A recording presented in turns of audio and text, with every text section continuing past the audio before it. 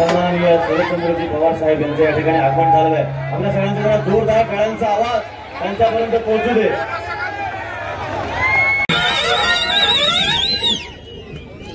पावसातली सभा मी डाव्या हाताला उभा,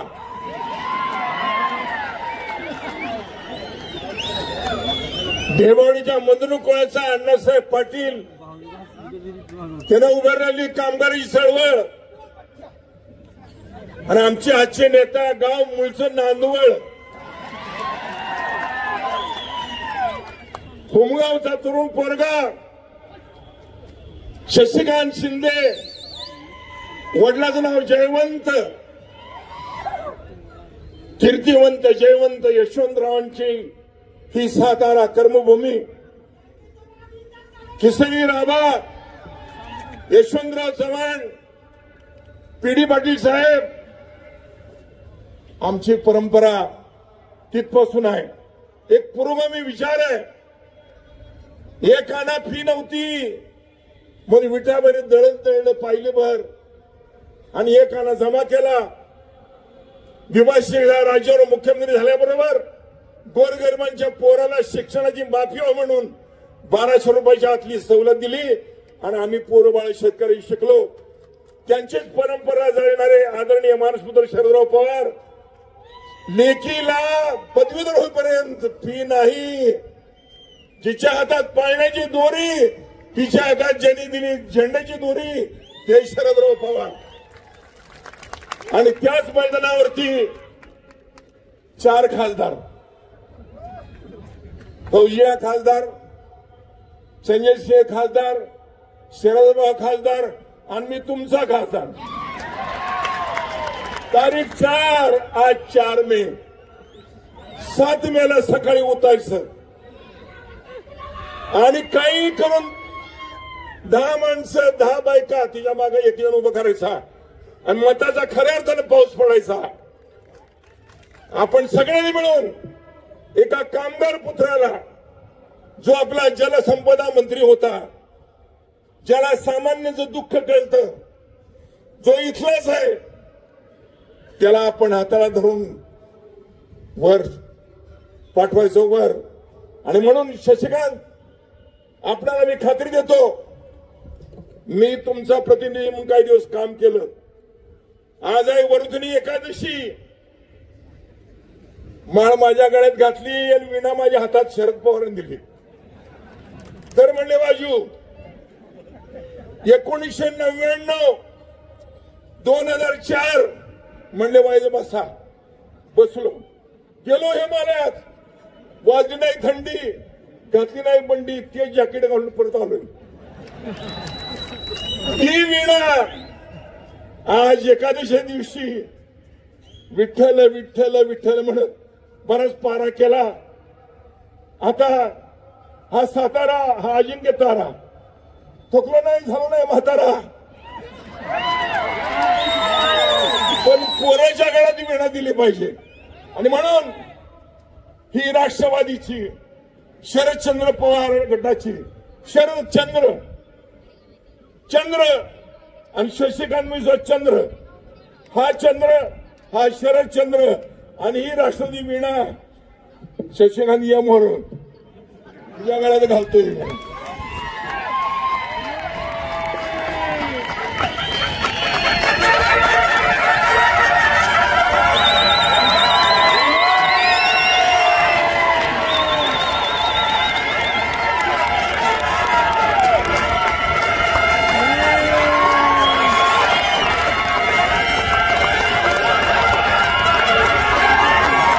साहेब, तुम्ही माझ्या सभेसाठी दिल्लीवर आल्याबद्दल उद्यापासून सातारच्या वतीने आपला मनापासून या ठिकाणी आभार व्यक्त करतो।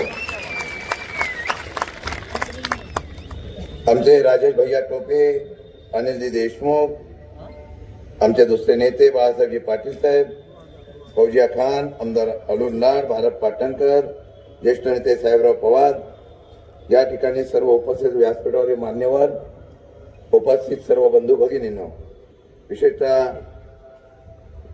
या माझ्या उमेदवारीला पाठिंबा देणारे आमचे मित्र संतोष भाऊ जाधव, त्याचबरोबर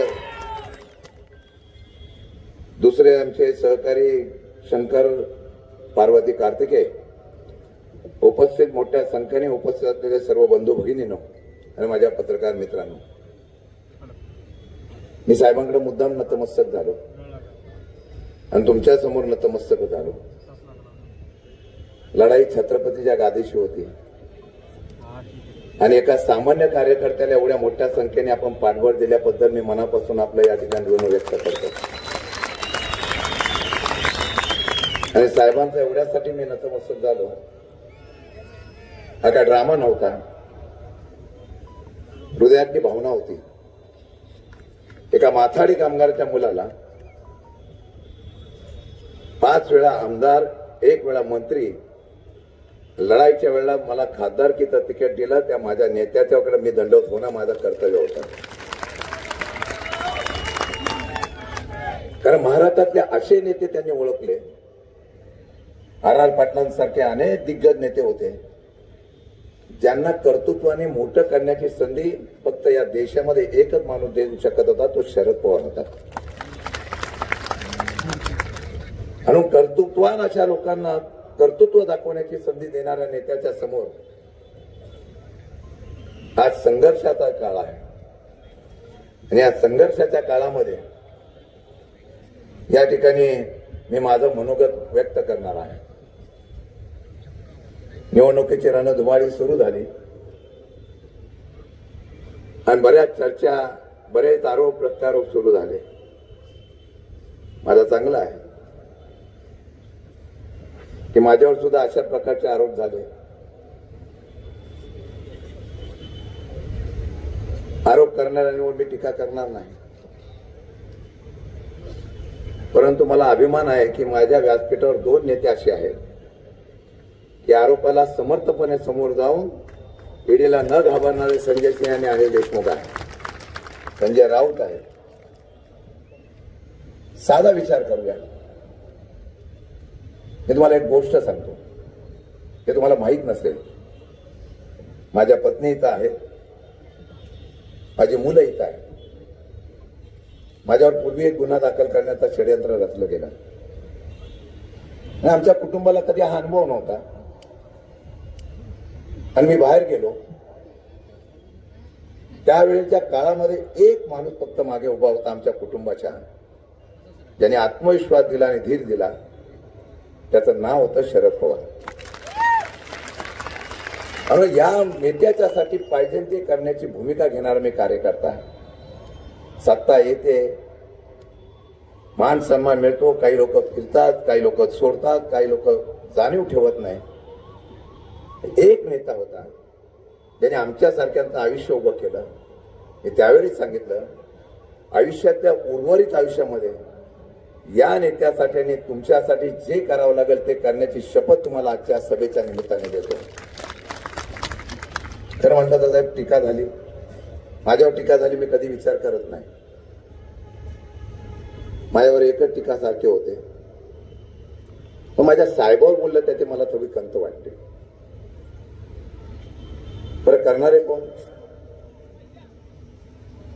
ज्यांना 3 वेळा खासदार होण्याचा भाव मान फक्त पवार साहेबांनी करून दिला.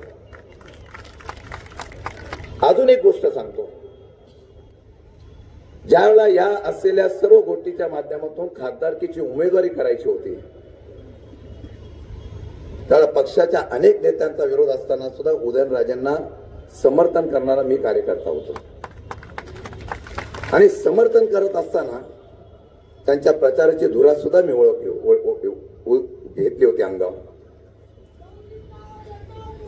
टीका सत्ता गेल्यानंतर किंवा पक्ष बदलल्यानंतर करणं योग्य असतं, पण ज्यांनी मदत केली त्याची जाणीव ठेवणं फार गरजेचं असतं.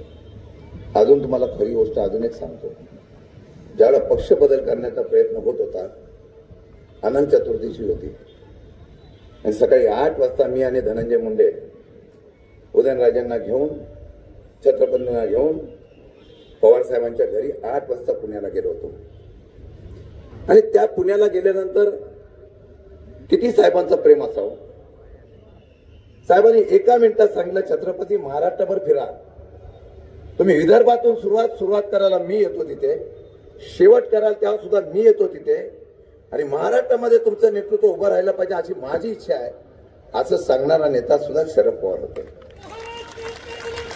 आणि या गादीचा मान सुद्धा पवार साहेबांनी ठेवला की छत्रपतींना संधी दिली पाहिजे अशा प्रकारची भूमिका घेणारा नेता शरद पवार होता. आपण भाजपमध्ये गेला, आम्हाला त्याच्याबद्दलचं दुःख नाही. आपल्याला भाजपने शेवटच्या क्षणापर्यंत अटकून ठेवलं याचं आम्हाला दुःख आहे. आणि हे करत असताना सांगतो, आपण साहेबावर बोलत होता, दुःख याचाच गोष्टीचं आहे. साहेबांचं प्रेम तुम्हाला काय होतं तुम्हाला पण माहिती आहे आणि साहेबांना पण माहिती आहे. आता साहेबांना तुम्ही 1.5 मतदारसंघाचे जिल्ह्यापुरतेचे नेते म्हणून ओळखतात आणि सांगायला लागला, अरे आम्ही काहीतरी कष्ट आपल्यासाठी केले होते. त्यामुळे सत्तेच्या आणि स्वार्थासाठी अशा प्रकारची टीका करणं योग्य नसल्यामुळे मी एवढंच सांगू इच्छितो, हे शरद पवार 3.5 जिल्ह्याचे नव्हे तर महाराष्ट्राच्या देशाचे इतिहास घडवणारे नेते असतील हे तुम्हाला आज सांगू इच्छितो. आणि म्हणून मी आपल्याला एवढंच सांगणार आहे की निवडणूक आहे, लोक वेगवेगळ्या प्रकारची भावना व्यक्त करतात.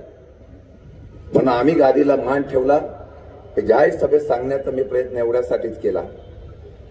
पण गादीचा मान कोणी ठेवला नाही, छत्रपतीचं स्मारक का उभं राहिलं नाही. भाजपचे नेते छत्रपती शिवाजी महाराज बोलत होते तेव्हा तुम्ही काय बोलला नाही. पण छत्रपतीचा खरा मावळा जो आहे तो समोर बसलेला आहे आणि तो इतिहास घडवेल. आणि तो ज्यावेळेला इतिहास घडवेल त्यावेळेला निश्चितपणाने यशवंतराव चव्हाणांच्या भूमीमधला हा इतिहास निश्चित या देशामध्ये आणि महाराष्ट्रामध्ये गणला जाईल अशा प्रकारची या ठिकाणी मी इच्छा व्यक्त करतो. फार मी बोलणार नाही, पण एवढंच सांगणार आहे की लढाई आहे, लढाई माझ्या नेत्याची आहे. माझ्यासारख्या मावळ्यावर या सर्व नेत्यांनी दाखवलेला विश्वास आहे. साहेब, महाविकास आघाडी आमची मजबूतीने काम करते. माझे काँग्रेसचे नेते असतील, राष्ट्रवादीचे नेते असतील आणि शिवसेनेचे नेते असतील, सर्व कडवट आहेत. कारण राज्यामध्ये ज्या पक्षाने पक्ष फोडलाय ते त्यांना पसंत पडलेला नाही आणि सगळे पेटून उठलेले आहेत. गावागावामध्ये वेगवेगळ्या प्रकारच्या असलेल्या तरुणांचा फौजफाटा उभा राहतो आणि या सातारा जिल्ह्यामध्ये इतिहास घडवण्याची शपथ घेतो. अशा प्रकारचा इतिहास प्रत्येक गावामध्ये गेल्यानंतर पाहायला मिळतो. ही आमची पवार साहेबांची आणि महाविकास आघाडीची शक्ती आहे असं मला वाटतं. माथाडीचं एवढंच सांगेल, अण्णासाहेबांच्या नंतर, शिवराव पाटील साहेबांच्या नंतर आमच्या पाठीमागे एकच नेता उभा होता, तो पण शरद पवार साहेब होता. माझ्या माथाडीचे कायदे आता मोडायला निघाले. माझ्या इथे एकनाथ जाधव आणि गुलाबराव जगताप आलेले साहेब. माथाडीचं पाठबळ आपल्या पाठीमागे आहे. संतोष भाऊ, बाकीचे सगळे, शंकरराव वगैरे, कार्तिकेय वगैरे सगळे आलेले आहे. मी बोलवलं नाही, त्यांना वाटलं हा प्रवास आता गेला पाहिजे. त्यांचे नेतृत्व आहे. संतोष भाऊ वगैरे सारखा सर्व मनाचा माणूस त्या ठिकाणी काम करण्याची इच्छा व्यक्त करतो. संधी देणारा नेता आणि पक्ष कुठला असेल तर तो पवार साहेबांचा राष्ट्रवादी काँग्रेस पक्ष आहे. आणि मी आपल्याला एवढीच विनंती करणार आहे, काही लोकांनी आता निवडणूक हातात जाते म्हटल्यानंतर आश्वासन द्यायला सुरुवात केली. सांगितलं गेलं की जून जुलैमध्ये तुम्हाला राज्यसभा देऊ आणि त्यानंतर तुम्हाला कर्ज देऊ. मला त्याच्याबद्दल काय म्हणायचं नाही, मला एवढंच सांगायचं, समोरचा उमेदवार निवडून आल्यानंतरच राज्यसभा मिळेल आणि लोकांनी ठरवलं हा उमेदवार निवडूनच द्यायच्या नंतर काय होणार आहे. आणि म्हणून मी आपल्याला सांगणार आहे, लक्ष्मण तात्यांचा विचार, चव्हाण साहेबांचा विचार, आमचे सगळे मित्र आहेत, आमचे सर्व सहकारी आहेत, सर्वांना वाटतं हे मनापासून हे योग्य नाही, काही अडचणी आहे. आतून सर्व जनता ही आमच्या पाठीमागे आहे याचा मला निश्चित उल्लेख करावा लागेल. साहेब, एवढं सांगेल, माझ्यावर तुम्ही विश्वास टाकला आणि मी जनतेच्या समोर विश्वासाने जात आहे. लढाई आहे, 2-4 दिवसामध्ये बऱ्याच घडामोडी घडू शकतात, पण जागृत राहाव्या, एकीने उभं राहाव्या, एकजुटीने उभे राहाव्या. या ठिकाणी एक पावसाची सभा झाली आणि देशात आणि महाराष्ट्राचा इतिहास बदलून गेले. काही लोक म्हणाले यावेळेला पाऊस नाही, पण मी तुम्हाला सांगतो, आले लोक इतके मताचा पाऊस गाळतील की महाविकास आघाडीचा उमेदवार उभा राहतील, 7 तारखेला घराघरामधून मतदान बाहेर काढा. जे आपलं आहे, जे हक्काचं आहे. फार दबाव आहे, लोकांना बाहेर पडून दिले जात नाही, फोन केले जातात, दमबाजी दिली जाते. पण ही क्रांती आहे आणि क्रांती जर उभी करायची असेल तर ज्या नेत्यांनी 84 वर्षामध्ये सुद्धा दिवसाला 5-5 सभा घेऊन या महाराष्ट्र हलवून टेकलाय आणि या नेत्याची भीती या देशाच्या असलेल्या भाजपला घेतली, त्या नेत्याचा आदर्श ठेवून या असलेल्या 7 तारखेपर्यंत एक माणूस बाहेर काढा. दबावाला झुकू नका. क्रांती घडव्या आणि मताला इतक्या संख्येने बाहेर पडूया आणि इतिहास काढून दाखवू.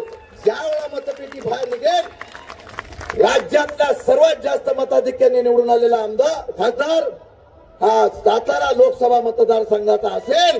हा विश्वास या ठिकाणी दाखवूया. आपण मोठ्या संख्येने आल्याबद्दल ऋण व्यक्त करतो आणि माझ्या नेत्यांच्या समोर साक्ष देऊन सांगतो, आदर्शवत खासदार होऊन देण्याचा प्रयत्न मी निश्चित करेन. लोकांच्या समस्याला आवाज उठवणारा खासदार म्हणून काम करेन, नव्हे तर दिल्लीच्या लोकसभेमध्ये साताराचा आवाज घुमवणारा खासदार म्हणून मी काम करेन, सामान्याचा खासदार म्हणून काम करेन. जय हिंद, जय महाराष्ट्र. और आज इतनी बड़ी तादाद में, इतनी बड़ी संख्या में आपकी मौजूदगी देखकर मोदी को भी पता चल गया है कि शशिकांत शिंदे जी यहां से चुनाव जीत रहे हैं. शशिकांत शिंदे जी यहां से चुनाव जीत रहे हैं. महाराष्ट्र के पूर्व मंत्री भाई सचिन अहिर जी, यहां मौजूद सारे इंडिया गठबंधन के कांग्रेस पार्टी के नेता, एनसीपी के नेता, आम आदमी पार्टी के नेता, अलग अलग दलों के नेता, और आप सबका मैं हृदय से अभिनंदन करता हूं, सर झुका के आपको नमन करता हूं कि इतनी बड़ी तादाद में आप इकट्ठा हो गए. भाइयों और बहनों, मेरा मन भावुक हो गया जब मैंने देखा कि शरद पवार जी ने ऐसे व्यक्ति को यहां से लोकसभा का प्रत्याशी बनाया है जो मंच पे आने के बाद सर झुका के आपको नमन करता है, क्योंकि आप मालिक हैं. एक तरफ शशिकांत शिंदे जी जो आपको नमन करते हैं और दूसरे तरफ उदयन जी है जो चाहते हैं कि उनको आप नमन कीजिए. बताओ किसका साथ दोगे आप? बताओ किसका साथ दोगे आप? और दूसरा, मैं इस कारण से भी आया, शरद पवार जी की उम्र 84 साल की अवस्था है, लेकिन मैं इनके बहादुरी को, इनके परिश्रम को, इनकी मेहनत को नमन करता हूं कि मोदी की तानाशाही के खिलाफ लड़ रहे हैं, जा रहे हैं हर जगह. मैं नमन करता हूं शिव सैनिकों को, मैं नमन करता हूं उद्धव ठाकरे जी को, पूरे महाराष्ट्र में जा रहे हैं, लोगों को जगा रहे, कह रहे मोदी की तानाशाही का जवाब देना है. आज भारत के प्रधानमंत्री ऐसी भाषा बोलते हैं, शर्म आती है मुझे. भारत के प्रधानमंत्री शरद पवार जी को कहते हैं वो भटकती आत्मा है, उनके मरने की कामना कर रहे हैं. मैं महाराष्ट्र के लोगों को कहना चाहता हूं, इनकी जमानतें जब्त कराओ, तब इनको समझ में आएगा शरद पवार क्या है. बताओ, जवाब देना चाहते हो कि नहीं देना चाहते हो? हाथ उठा के बताओ. जिसने आपके नेता का अपमान किया, 84 साल की अवस्था में जो आदमी तानाशाही के खिलाफ लड़ रहा है, उसको भारत के प्रधानमंत्री भटकती आत्मा कह रहे हैं, भटकती आत्मा कह रहे हैं. आप शरद पवार जी के मरने की कामना कर रहे हैं, शर्म नहीं आती प्रधानमंत्री जी? मैं कहना चाहता हूं, भारत के प्रधानमंत्री की भाषा एक साक्षात भाषा है, ये प्रधानमंत्री की भाषा नहीं है. इज्जत से बात कीजिए, तमीज से नाम लीजिए. शरद पवार जी के लिए ऐसी बात कर रहे हो आप? मैं कहना चाहता हूं, आज सतारा में आप लोगों की इतनी बड़ी संख्या देख के मैं कहना चाहता हूं, शरद पवार जी आप लोगों के साथ मिलकर नरेंद्र मोदी की जो राजनीति है उसको दफन करने का काम करेंगे, उनकी तानाशाही को मिटाने का काम करेंगे।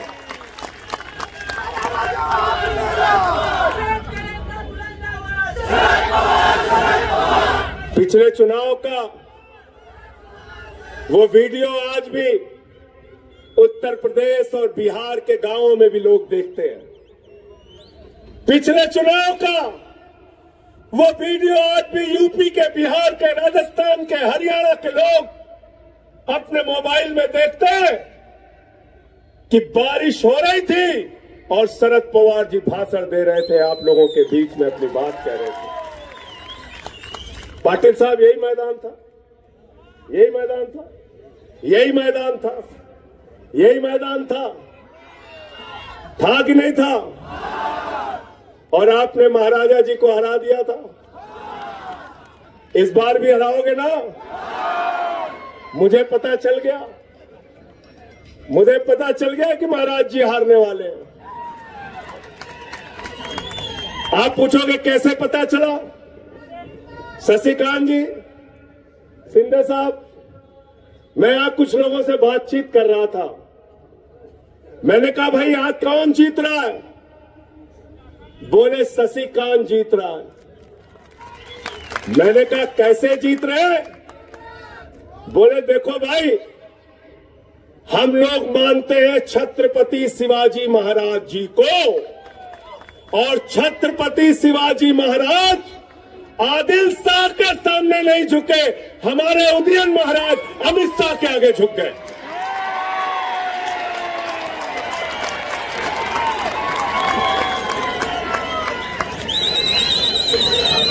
गलत तो नहीं कह रहा हूं, गलत तो नहीं कह रहा हूं? मुझे तो पता नहीं थी ये बात, मुझे तो ये बात पता नहीं थी।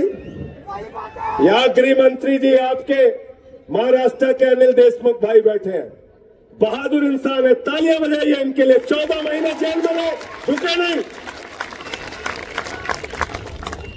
ऐसे बहादुर लोगों की जरूरत है महाराष्ट्र को।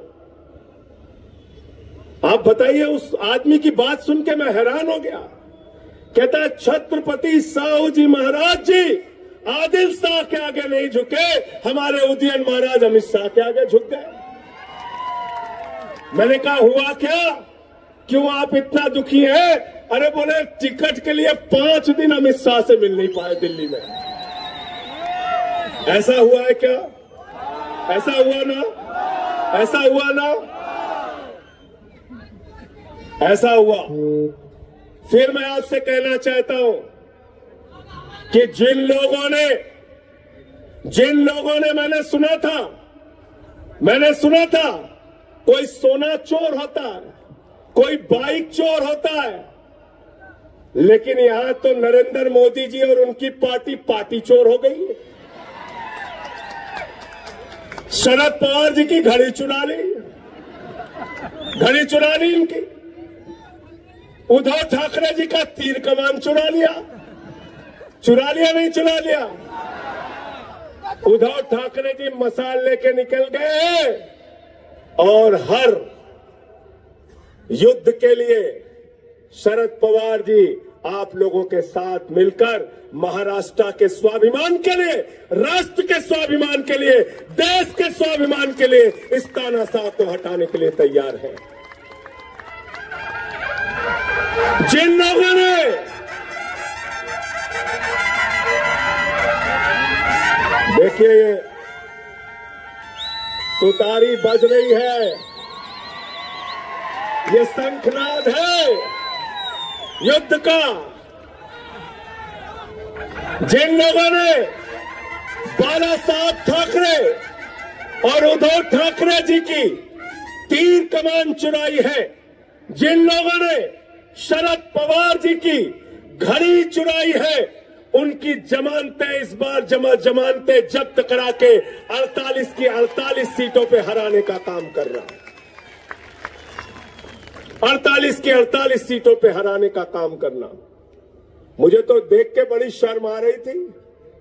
मैंने अनिल देशमुख भाई से कहा, मैंने कहा ये क्या हो रहा था आपकी विधानसभा में? बोले क्या? मैंने कहा वहां नारा लग रहा था 50 खोके एकदम ओके, 50 खोके एकदम। जिन लोगों ने अपने आप को बीजेपी के हाथों में बेचने का काम किया है, उनको इस बार चुनाव में आप हराने का काम करना, उनको जवाब देने का काम करना। क्योंकि हम छत्रपति शिवाजी महाराज की धरती पे खड़े हैं और छत्रपति शिवाजी महाराज का एक सबसे बड़ा संदेश है जो पूरे हिंदुस्तान को वो देते हैं, पूरे महाराष्ट्र को देते हैं। वो संदेश है गद्दारों को माफी नहीं। गद्दारों को माफ करोगे क्या? गद्दारों को माफ करोगे क्या? गद्दारों को माफ मत करना। और मोदी जी के चक्कर में बिल्कुल मत पड़ना भाई, मोदी जी के चक्कर में बिल्कुल मत पड़ना। इस देश की जनता को बहुत ठगा मोदी जी ने। मोदी जी के बारे में मैं तो एक ही बात कहता हूं, गंजे को भी कंघी बेच सकते हैं मोदी जी। इतना बड़ा झूठा प्रधानमंत्री मैंने आज तक इस धरती पे देखा ही नहीं। क्या बोले? बोले भाइयों और बहनों 2 करोड़ नौकरी हर साल देंगे। 20 करोड़ नौकरी मिल गई क्या? कहने लगे किसानों की आमदनी 2 गुना करेंगे, 15 अगस्त 2022 तक सबको पक्का मकान देंगे। इतना काला धन लाएंगे, इतना काला धन लाएंगे कि हर आदमी के खाते में कितना जमा हो जाएगा? सबको याद है, कोई भूला नहीं है। 15 पैसे नहीं मिले, सबको धोखा देने का काम किया। तो इस देश के नौजवान कह रहे हैं, मैं इस देश का नौजवान हूं, मैं कह रहा हूं मोदी की गारंटी की कोई गारंटी नहीं है। हमारी माताएं बहनें कह रही हैं मोदी की गारंटी की कोई गारंटी। हमारे किसान कह रहे हैं मोदी की गारंटी की कोई गारंटी। क्या करे? 400 पार, 400 पार, 400 पार। मुझसे पत्रकारों ने कहा संजय सिंह जी मोदी जी कह रहे हैं 400 पार। मैंने कहा वो 600 पार भी कह सकते हैं, 600 पार कह सकते हैं। बोले नहीं आप तंज कर रहे हैं। मैंने कहा नहीं, हम भारत का चुनाव लड़ रहे हैं, वो अखंड भारत का चुनाव लड़ रहे हैं। उनकी कुछ सीट पाकिस्तान से भी आएगी, कुछ बांग्लादेश से आएगी, कुछ श्रीलंका से आएगी, कुछ नेपाल से आएगी, जो बची रहेगी वो अफगानिस्तान से आएगी। पता है कि नहीं पता आपको? तालिबान को 200 करोड़ रुपए दिया प्रधानमंत्री ने, 200 करोड़। पता है आपको? 50,000 टन अनाज दिया है, गेहूं दिया है, 20,000 टन गेहूं दिया है 2 बार में। और आपसे कहते हैं आपकी संपत्ति ये लेके भाग जाएगा, आपकी संपत्ति वो लेके भाग जाएगा। झूठ बोलने का काम करते हैं। 15 लाख करोड़ रुपए पूंजीपतियों का माफ किया प्रधानमंत्री जी ने। प्रधानमंत्री जी के सबसे करीबी नीरव मोदी, मेहुल चौकसी 20,000 करोड़ लेके भाग गए, विजय माल्या 10,000 करोड़ लेके भाग गया, नितिन संदेशरा 6,000 करोड़ लेके भाग गया, ललित मोदी 3,000 करोड़ लेके भाग गया। अरे तुम्हारे दोस्त हिंदुस्तान के बैंकों को लूटकर भाग रहे हैं, देश की जनता की संपत्ति लूट रहे हैं। प्रधानमंत्री जी हमसे झूठ मत बोलो। आपकी एक ही गारंटी है, झूठ बोलने की गारंटी। मोदी की गारंटी क्या है? इसीलिए इसका नाम मैंने रख दिया भारतीय झूठा पार्टी। भारतीय झूठा पार्टी, झूठ बोलने वालों की पार्टी। कह रहे 400 पार, 400 पार, 400 पार। गए बंगाल में कहने लगे 200 पार, 200 पार, 200 पार। आई 73 सीट। गए झारखंड में कहने लगे 65 पार, 65 पार, 65 पार। आई 23 सीट। आए महाराष्ट्र में कहने लगे 150 पार, 150 पार, 150 पार। आई 105 सीट। गए हरियाणा में कहने लगे 75 पार, 75 पार, 75 पार। आई 40 सीट। गए कर्नाटक में कहने लगे 130 पार, 130 पार, 130 पार। आई 65 सीट। गए दिल्ली में कहने लगे 45 पार, 45 पार, 45 48 पार, आई 8 सीट, गए मिजोरम में कहने लगे 21 पार, 21 पार, 21 पार, आई 1 सीट, अब कह रहे 400 पार, 400 पार, 400 पार, जनता करे तड़ी पार, तड़ी पार, तड़ी पार। तड़ी पार करना है कि नहीं करना, बताओ इनको। तड़ी पार करना है। हमारी बहनें यहां पे बैठी हैं। मोदी जी कहते हैं मंगलसूत्र लेके भाग जाएंगे, कह रहे कांग्रेस वाले मंगलसूत्र लेके भाग जाएंगे। अरे भाई, मंगलसूत्र 2014 में कितने का बनता था? 24,000 रुपए तोला सोने का दाम था। बहन जी था कि नहीं बताओ? था ना। अब कितना हो गया? 75,000। कितना हो गया? 3 गुना ज्यादा सोने का दाम बढ़ा दिया। तो आपका मंगलसूत्र कौन चोरी कर रहा है? कौन चोरी कर रहा है? पीछे तक बोलिए, मंगलसूत्र कौन चोरी कर रहा है? भाजपा वाले आए तो बेलन लेके दौड़ा लेना,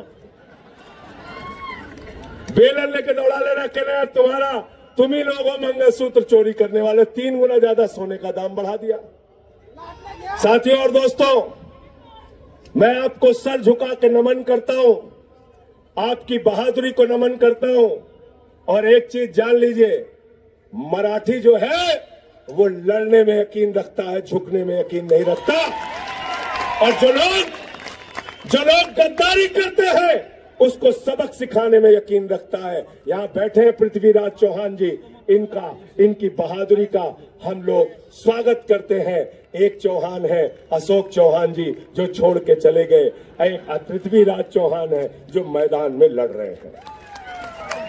अनिल देशमुख जी है, 14 महीने जेल में रहे, चाहते ये भी झुक जाते, लेकिन इन्होंने लड़ाई लड़ने का काम किया।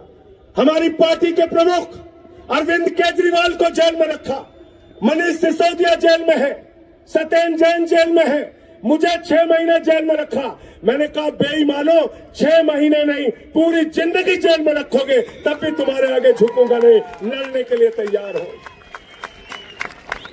केजरीवाल को इंसुलिन नहीं दे रहा। एक आदमी जिसने दिल्ली के बच्चों के लिए अच्छी शिक्षा का इंतजाम किया, दवा का इंतजाम किया, उस आदमी को तुम इंसुलिन की दवा नहीं दे रहे हो, जालिमों जैसा व्यवहार कर रहे हो, उनकी पत्नी से आतंकवादियों की तरह मुलाकात कराते हो, बीच में शीशे की दीवार खड़ी होके। शर्म नहीं आती प्रधानमंत्री जी आपको?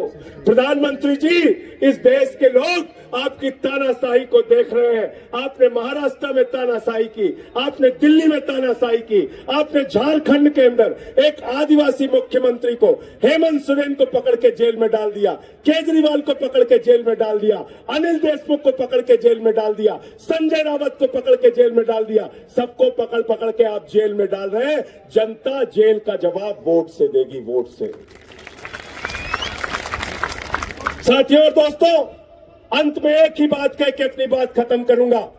मेरी बात को अन्यथा मत लीजिएगा, यकीन कीजिएगा, भरोसा कीजिएगा। आपका भाई हूं, सही बोल के जा रहा हूं। अगर गलती से भाजपा इस बार के चुनाव में जीत गई तो दोबारा आपको वोट देने का मौका नहीं मिलेगा, नहीं मिलेगा वोट देने का मौका। यहाँ पे पुतिन का शासन होगा, यहाँ पे किम जोंग का शासन होगा। देश के अंदर चुनाव की व्यवस्था खत्म की जाएगी। बाबा साहब डॉक्टर भीमराव अंबेडकर ने दलितों के, पिछड़ों के, शोषितों के लिए, उनके अधिकारों के लिए जो आरक्षण दिया है, उस आरक्षण को खत्म किया जाएगा।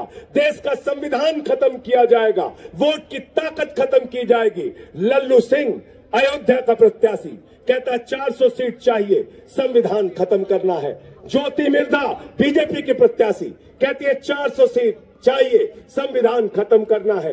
अरुण गोविल बीजेपी का प्रत्याशी कहता है 400 सीट दे दो, संविधान खत्म करना है।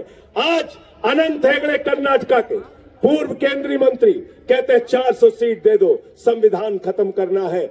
इस सतारा के ग्राउंड में हम सब शपथ लेते हैं, कसम खाते हैं, जो बाबा साहब के संविधान को खत्म करने की कोशिश करेगा उसकी राजनीति को हम लोग खत्म कर देंगे। उसके लिए चाहे जो कुछ भी न्यौछावर करना पड़े, उसके लिए हम तैयार हैं। आप सबका हृदय से बहुत बहुत आभार, बहुत बहुत धन्यवाद कि इतने प्यार से आपने मुझे सुना। मैं फिर से हाथ जोड़कर आपसे विनती करने लिए आया हूं।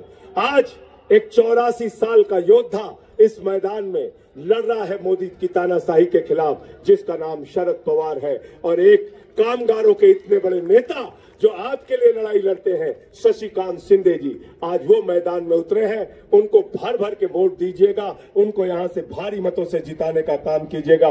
बहुत बहुत शुक्रिया, बहुत बहुत धन्यवाद। इंकलाब जिंदाबाद।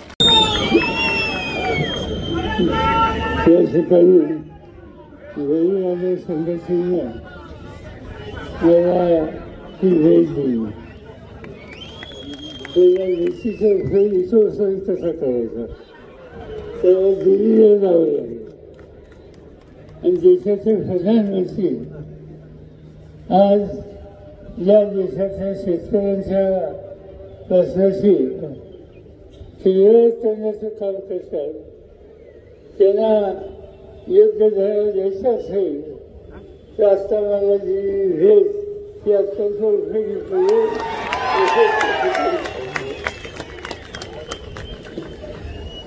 ठरवलं तर राष्ट्रीय आदेशानंतर आमचे सहकारी संजय सिंग यांचं भाषण ऐकल्यानंतर सभा तुझ्याच आदेशाची आवश्यकता नाही असं मला वाटतं. हा एक संघर्षशील असा प्रकारचा नेता दिल्लीमधून येतात, अनेक संकटाला तोंड देतात, पण तिची गोष्टी संकट आली त्या देशात कधी राबवत नाही. जे आपलं तत्व आहे त्या तत्वाची कधी जरूरत नाही.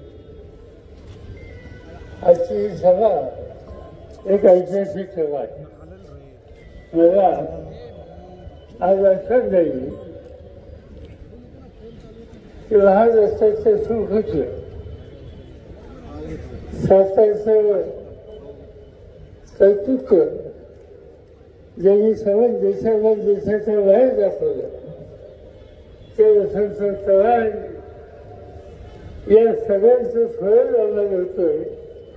आणि त्याचं महत्वाचं कारण एक संघर्षाची स्थिती आज देशामध्ये आली आणि तिने सामोरं जायचा निकाल हा घ्यावा लागला. आता पृथ्वीराजांनी आपल्या भाषणात सांगितले की मोदी काही संकट असेल त्या देशासमोर एक प्रचंड संकट त्यांनी आणलेले. ही 4,000 किलोमीटर या देशाची जमीन ही चालण्यात घेतली. मोदी साहेब सांगतात तसं काही नाही. त्या सगळ्या भागाचा माझा अभ्यास आहे. नरसिंहरावच्या मंत्रिमंडळामध्ये देशाच्या संरक्षण खात्याची जबाबदारी माझ्यावर होती आणि त्यावेळेला सगळं हिमालय आणि त्याच्या आजूबाजूला जी चीनची सीमा आहे त्या सीमेमध्ये प्रत्यक्ष जाऊन त्याची पाहणी केली जायची. आणि उद्या धोका कुठला होणार आहे याचाही अभ्यास तज्ञांच्या सल्ल्याने आम्ही लोकांनी केलेला होता. आम्ही त्यावेळेला काळजी घेतली, पण मोदी साहेबांच्या कारखान्यामध्ये त्या प्रश्नाला त्यांनी महत्त्व दिलं नाही आणि त्याचा परिणाम आज हजारो किलोमीटर या देशाची जमीन आज चीनने चालवून घेतली.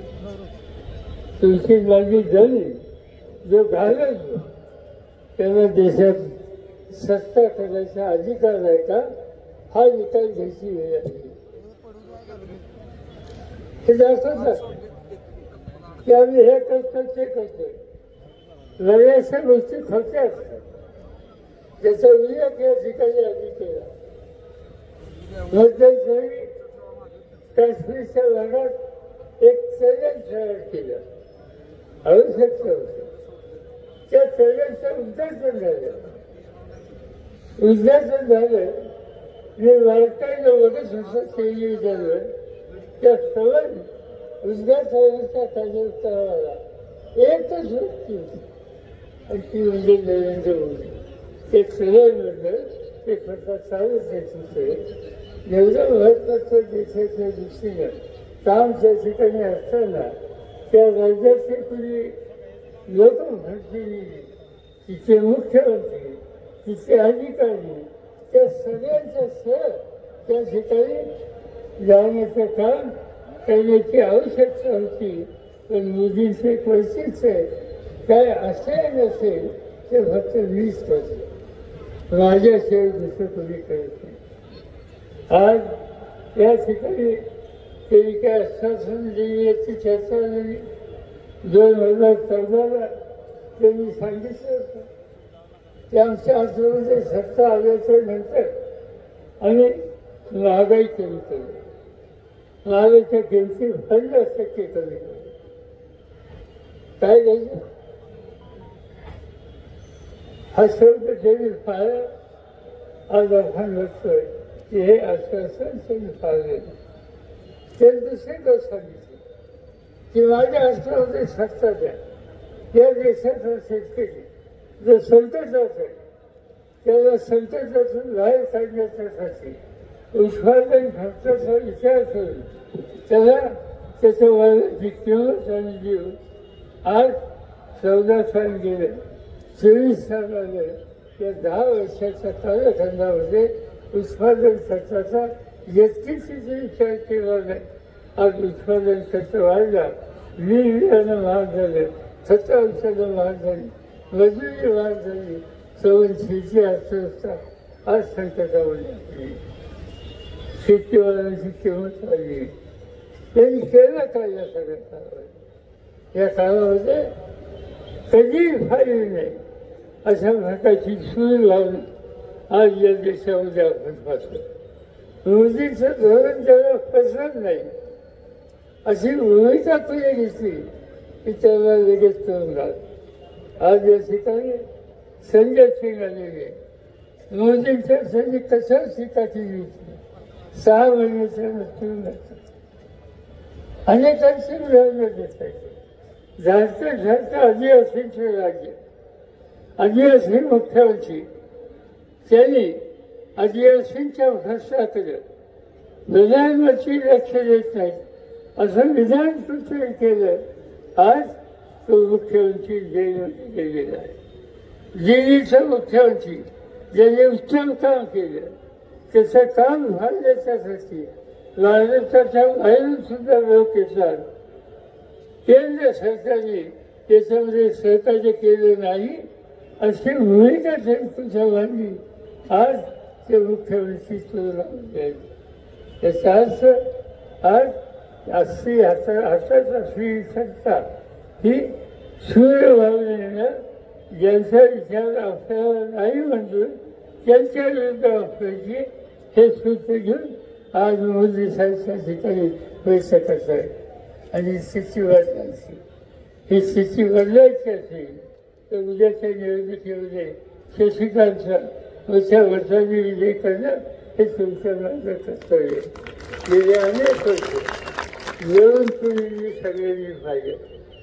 हा ग्रस्त सामान्य माणसाच्या हिताची जपणूक करणं, कष्टकऱ्यांच्या भरसात लक्ष घालणं, कोणाची श्रद्धा करणारा, स्वार्थी विचार मनात नाही येऊन देणार आणि अखंड फळणारे जे समाजांनी आदर्श सगळ्यांच्या समोर ठेवले ते आदर्श निर्देश ठेवून सामान्यांच्यासाठी कष्ट करणं एवढा एक तरी कार्यक्रम आज शशिकांत शिंदे साहेब आणि अशा व्यक्तीला मोठ्या मताने विजयी करा त्यासाठी त्याची जी खून आहे ती आपल्या सगळ्यांना असं माहीत आहे. तुतारी मिळणारा मनुष्य त्याच्यासमोर वचनदारला आणि पुन्हा एकदा महाराष्ट्राचा लौकिक संबंध देशामध्ये करण्याचं काम या साठाव्यामध्ये करा ही विनंती करतो. माझे 2 शब्द सांगतो.